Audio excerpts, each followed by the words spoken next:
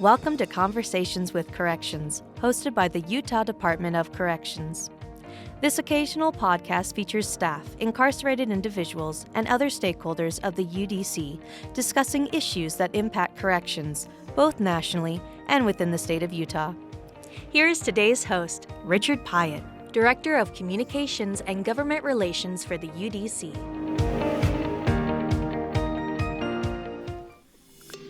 Hello and welcome to our Conversations with Corrections podcast. I'm Richard Piatt, Communications Director here at the Utah Department of Corrections, joined by Executive Director Jared Garcia. Today we're going to be focusing on looking back at 2025 and some of the progress that we've made on some of our goals. Jared, it's kind of interesting because you spend most of your time looking forward and planning for the future. We're going to look back a little bit and see how working toward the future interfaces with what we've already accomplished. How would you say, just in general terms, we've done over the last year or so about moving the department forward and in terms of what your goals you set out to achieve at the beginning of the year and how we're doing on that? Yeah, you're absolutely right. We are constantly looking forward and thinking about opportunities for the organization to improve and elevate, and ways to improve the environment for our employees and for those people that we're supervising.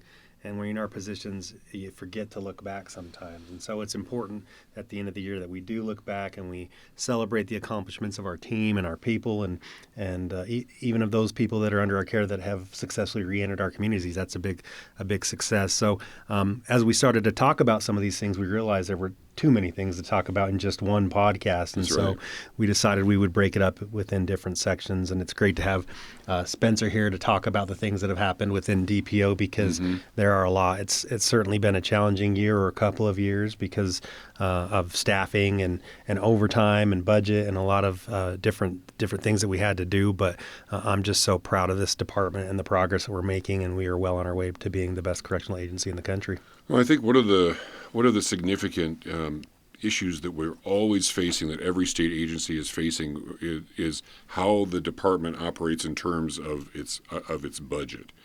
How has this last year been as far as getting our needs met with all the challenges that we face and the duties that we're bound to perform? Yeah, it's definitely been a challenge because, as many know, we've had a shortfall in our operations and maintenance budget, and that specifically impacts prison operations. And so we've really asked a lot of our leadership and our employees. Again, while it's not healthy for people to be on mandatory overtime, and we recognize that was a challenge for staff, significantly reducing it the way we have has created maybe an unplanned impact on some of our staff, and that's an example of a challenge that we have to face. But it has, I think, positioned us to be stronger in the future because we've had to really self-evaluate, look at contracts, look at how we spend things, look at our purchasing processes, look at our entire organization as a whole, and make sure that we have the right chain of command and structure to be efficient and effective, to really evaluate technology and where we needed to improve their training. So we've really taken a deep dive into every aspect of the organization and looked for ways to become more efficient and effective. And in turn, we've been able to go to the legislature, to the governor's office, and show them that we are being efficient and effective, and which in turn helps us to earn their trust when we do go ask for the things that we need in the upcoming session. Well, a lot of people think of correctional institutions as far as, having people behind bars, but technology, in fact, is an important part of what we're working on. What kinds of things are we working on? What can you talk about as far as the way that we're monitoring what's going on at the prison, what's going on with the residents as they're released, what's going on with the way that we operate? We've got all those things kind of underway right now, don't we? Oh, yes, we do. We're very excited about the Iris Center. I think we were able to talk about that at the last podcast, and we put information out about the center, and it's up and running. We're leveraging technology that leverages artificial intelligence and allows us to listen to every phone call that's coming into our facility. And I think that those capabilities are only going to expand. We're using technology that helps us to be more efficient in our report writing, not only from a time aspect, but also from a quality aspect. It helps maybe those with a little bit less experience to ask the questions that they should be asking. And then we've recently entered into a contract that's going to help us with case management and assessment. And we really think that's going to help us to be far more effective as far as the assessment piece and conducting those assessments to fidelity. But really the important part of this is actually managing people from the point when they enter our system to the point where they re-enter society, and giving us the information and the data that we need to manage them properly and effectively. So we're very excited about all these technologies. There's going to be more to come as we continue to roll these out, because clearly there has to be training, and we need to educate every person in this department on why this technology helps them in their job function. But so much going on. Our technology and innovation team is really moving full speed ahead to replace OTRAC. We're getting support from the legislature and the governor's office, and we're really excited to start to share those things as they roll out. So I'm kind of smiling a little bit, because we talk about, instituting technology, and a lot of people feel like, oh yeah, you'd just go out and buy something and plug it in, but it's not so easy, is it? No. I mean, it's like a lot of the changes that we're talking about, and Spencer Turley is joining us here too. You can attest to the fact that making any kind of change within our operations is sort of like steering a battleship off of a target or something like that, or away from a hazard. It takes a little bit of time, doesn't it? Absolutely does take time, and it's worth investing the time, but nothing moves fast, especially when it comes to technology and replacing the technology stack we have now and implementing new ideas. It's a lengthy process. So what kinds of things are prison operations working on? We talked about a few of them yesterday. You've got quite a list of things that once I started getting the ball rolling to have you list a couple of things you were working on, I couldn't stop you. Sure. Yeah, there's a number of things happening. And looking back on the year, I think one of the big ones that people have been talking about and working on since USCF opened was getting dialysis happening inside the prison. For years, we've been transporting inmates off-site to a dialysis clinic. We've incurred overtime costs. It's been a lengthy process, and finally this year we're offering dialysis in the prison again, and it's been a great partnership between us and Correctional Health Services to do that. And it's also a big deal from a public safety standpoint. And so that's one of the big successes we do want to highlight from 2025 that we're excited about. And in the transportation world, we've been very mindful of the risks that our transportation officers experience every day. Mm-hmm. One of the most dangerous things that we do is transport inmates outside the secure perimeter of the prison. So as we talked about this, one of the ways that and it's pretty simple, frankly, but one of the ways that we've talked about increasing security is by giving our transportation officers unmarked vehicles to drive. For years and years, they've been driving around with Department of Corrections labeled on the car, and we're proud of where we work and what we do, but we also don't want to necessarily advertise unnecessarily which car inmates are riding in as they're driving around town. Yeah, so just as one other point of helping increase our officer safety and public safety, we're moving towards giving our transportation team unmarked vehicles as well, which is a good thing. So when we talk about new correctional standards, that's something else that we've tackled this year. What does that mean, Jared, when we say new correctional standards? What kinds of standards, and how important is it that we do that? I mean, it can mean a few things in different aspects of the organization. I think Spencer, when he's thinking about correctional standards, and what I'm thinking about the core competencies of the job.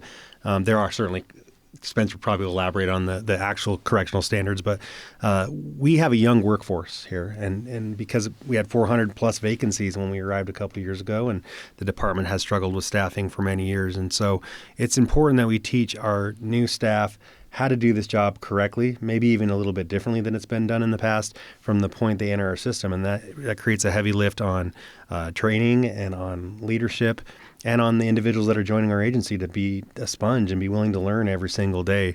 But it's an amazing opportunity for us to truly do things a little bit differently, to do it the Utah way, and which we think will be the national way at some point. And so that, for me, that's when I think about correctional standards, I'm thinking about our people and how we do the job every single day. There's a whole correctional standards piece in regard to our facilities, and I think I'll let Spencer touch on that a little bit. You bet. Thank you. So the correctional standards piece, that falls under our Safety Risk and Standards Bureau. Brian Kenny is the chief of that. He's our chief safety officer.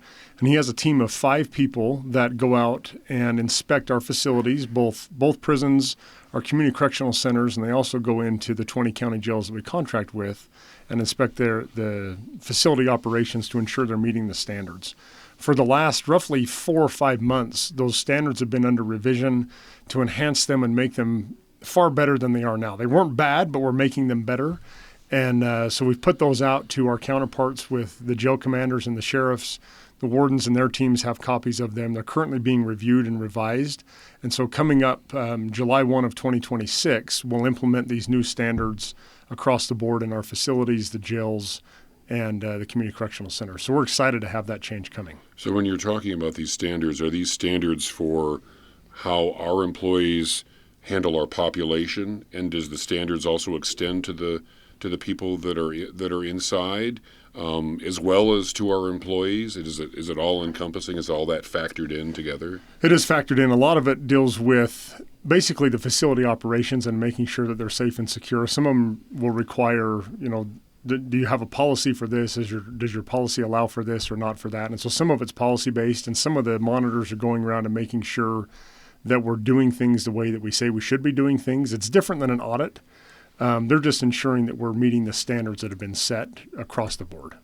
So I think with a lot of the programs that are underway right now, it might be an appropriate time to kind of talk about that, because my impression going out and visiting is that it's not necessarily, in some of these cases, it's not necessarily what people think a prison is. Some of these programs are innovative. The Defy graduation, for example, there was one that happened last week. It was exciting, and there was a heavy participation and kind of therapeutic element to it. I mean, those kinds of programs, I don't know if a lot of people realize, in spite of the work that we've done, that those kinds of things exist. So we've got some work ahead of us too. But describe how important you think those kinds of things are, for people who qualify. Well, they're critical. At the end of the day, I think our staff's going to hear us talk about this. 95% of the people in our custody are going to be in our community, and they're going to be our neighbors.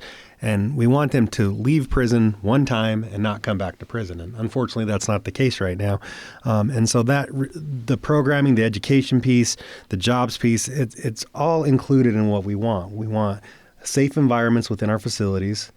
Staff's going to hear us talk a lot about moving the middle, but really what that means is we're going to have tiered housing, tiered privileges that's conducted in an intentional way, so we can separate the predators and the bullies from those who truly want to change their lives. That's the middle. And we're going to help those people to get these opportunities that'll help them to change their lives. And if the predators and bullies want to join the middle, we're going to allow for them to do that. We're going to create opportunity for them to do that. But staff is going to play a tremendous role in all of this as well. So one thing we've been saying over the last little bit is, as I walk around the facility, I ask officers how things are going, and I keep hearing the term, I'm just a correctional officer. And in order for us to be successful in this work, they have to think of themselves a little bit differently. I want to see them remove the word just, and I want to see them add the word and after the correctional officer. So I am a correctional officer, and I do this, and I do this, because they are really the key to the success of our inmates and helping them to achieve their goals and leave here and never come back. Spencer, how do these kinds of programs, how is it changing the way that our officers are trained? Is that also evolving, the way that they're able to interact with the population? Are there security issues even still? And do they think if they're do the officers move around and go to different units, so they have to think about a population in one building differently than another? What are the ways that the training has changed over the last year or over the last couple of years? Sure, yeah. Training's always evolving, and it should always be evolving. If we're training on the exact same things in the same way every year, that would be a problem. One thing we never want to do is be stagnant in training. So when it comes to supervising inmates, one of the things that we've been looking at that the Training Academy is working to incorporate is more of a dynamic security model. We already have a direct supervision model, and a lot of times direct supervision is focused more on a facility design where an officer can be in a section with an inmate and there's a desk there, and we worry about those kind of things.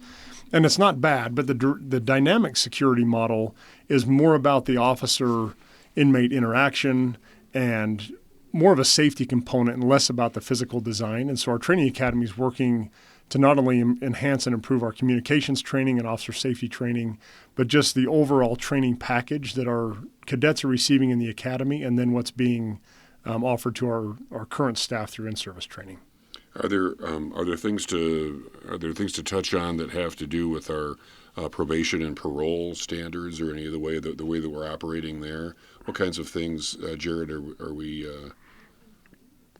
we done in the last year to move that to move ourselves forward on those areas? Yeah, I mean, similar as in within APNP and DPO or LEB, every part of our organization is we're going to constantly look for opportunities to improve. We're going to hopefully, as we advance technology, we're going to be better at analyzing data and information to make better decisions. But training is a huge portion of this, and really teaching our staff. We have amazing staff, by the way, and they do care.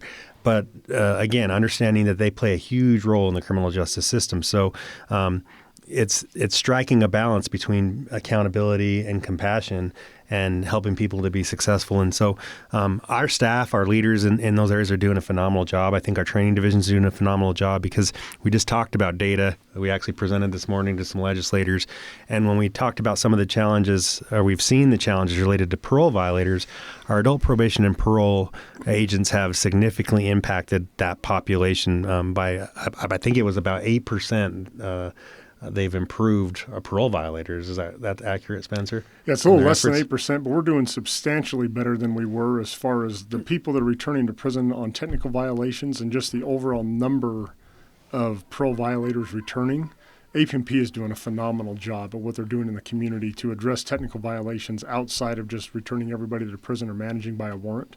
So the parole violators from 2023 to 2025, I think has come down about 4%.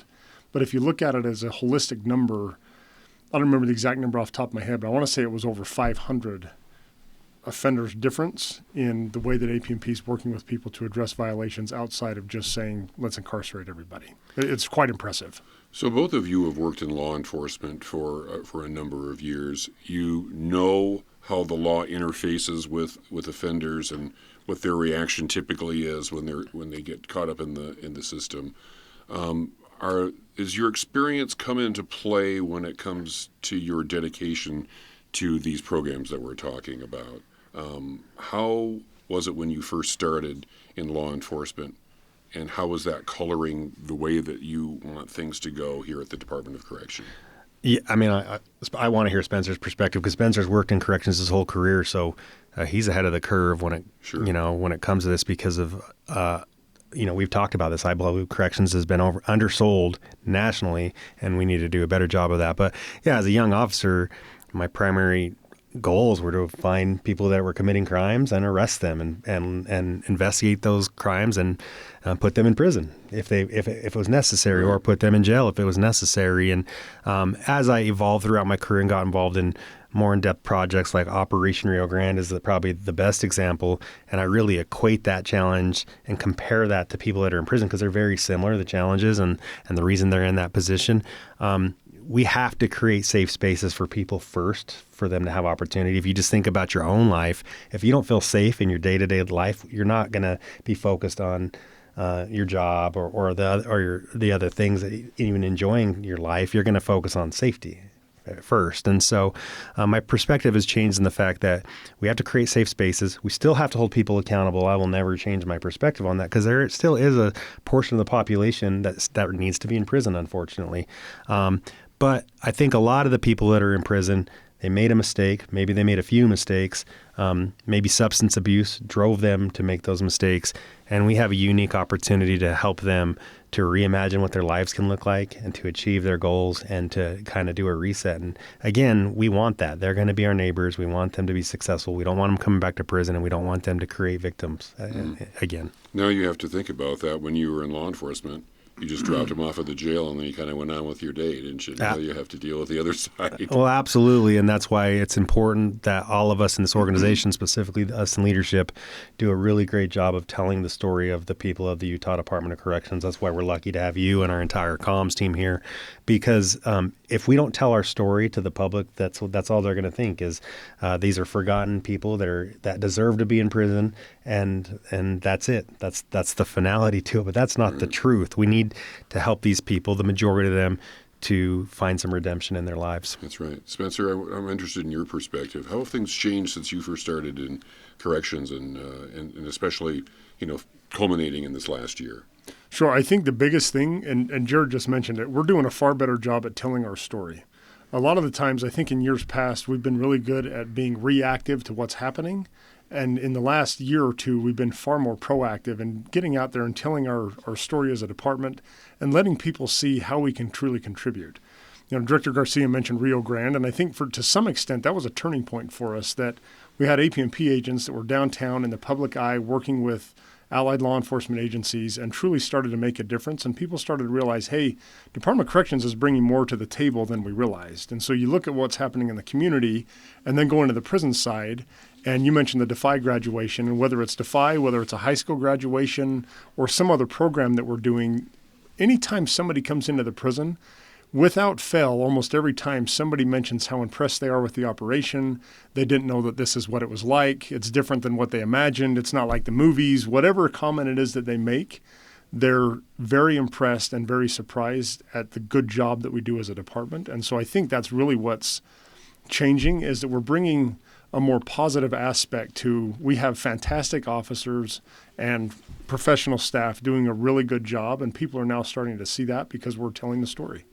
That's right, and I think we're being recognized as well. We recently won an award for data-driven community supervision, for example, those kinds of things. How important is it for us to be a model for other states? And where would you, Jared, like to see the Utah Department of Corrections when it's thought of in the Department of Corrections nationwide, the systems? For me, it's very important. I say it all the time that we're going to be the best correctional agency in the country, and I believe that. And I believe it because of the state that we live in. We have tremendous support from our governor, from our legislature. We have the most amazing people that work for the Utah Department of Corrections. They're talented, they're passionate, they care about our mission, our vision, our values. So it's critical for us to get out in front of other states and talk about what we're doing, because we have an opportunity not only to shape our state, but to shape policy related to criminal justice nationally. And also internally within our state, I believe we have the opportunity to impact the criminal justice in a much broader way. But in order for people to welcome you into the room and to allow you to impact things, they have to see results from your agency. And we really are starting to turn the corner and demonstrate extremely positive results. And as we do that more and more, people are going to trust us more. They're going to believe in our philosophies. They'll buy into it. And I think in the end, we'll see a safer Utah because of it. Yeah, Spencer, how do you feel about the way things are going? You probably remember when you first started, you thought all the time, or you and your coworkers probably thought, we need to change this, and we need to do this, and we need to start doing this. Now you're the guy that's in charge of making those decisions. Do you feel like you're able to make a difference, and you're finally able to get some headway on some of those things? Sure, I think we're absolutely making a difference. I will say that there's always things we can do to improve and get better on. The list of things that we want to improve is just as long as the things that we are improving, right? It's not like, okay, we made this one, now let's everybody just sit back and hang out. As soon as we finish one thing, we're moving on to the next. But you can definitely see the progress that's being made across the board, across the entire department, in all divisions. And so there's definitely headway being made with a lot more progress to go. Right.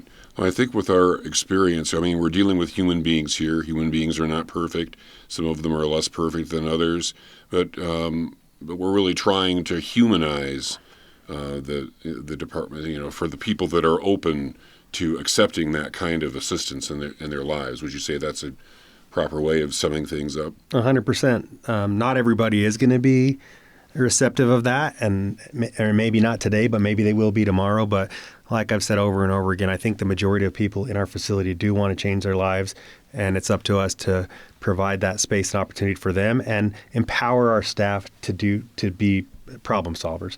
And I think, that's what I would want especially our young staff to know, is that you are more than a corrections officer. You really are the backbone and the backstop of the criminal justice system, and the impact that you can have throughout your career at the Utah Department of Corrections is really immeasurable. And don't waste the opportunity to make that impact. And I think, Spencer, would you agree that enabling that kind of sentiment from the top and letting it trickle down to those officers is extremely important? 100%. I think if we can remember the mindset of we're about people and not things, we'll continue down the right path. There's a whole lot of things that we have to worry about, but it's the people that make the things work these programs that we're talking about, there's people behind them that are either participating in the program or making it work. So from a leadership perspective, one of the things we often talk about is how do we better help our staff? If we're going to move the middle, we need to focus on people in order to get the things done that we want to get done. And so it's really the people that work for the department that are making the things happen, and just truly grateful to see all the good work that the people are doing. And that's a message that we want to carry to the staff when they watch this. Yes. We're not going to require it, but we're going to encourage them to watch it if they can. Well, thank you for joining us for this year-end podcast, and it's nice to see you. And it's a little bit difficult to do this, isn't it, because we're in the middle of a lot of things we want to talk about moving forward. We're going to be doing plenty of podcasts moving forward, too. So for now, thank you for your time. Thank you for your leadership and support, Jared and Spencer. And we will talk to you next time here on Conversations with Corrections. Remember, we're here working together, transforming lives, and protecting communities. See you next time. This has been Conversations with Corrections from the Utah Department of Corrections. These podcasts are on our website at corrections.utah.gov or on the UDC YouTube page.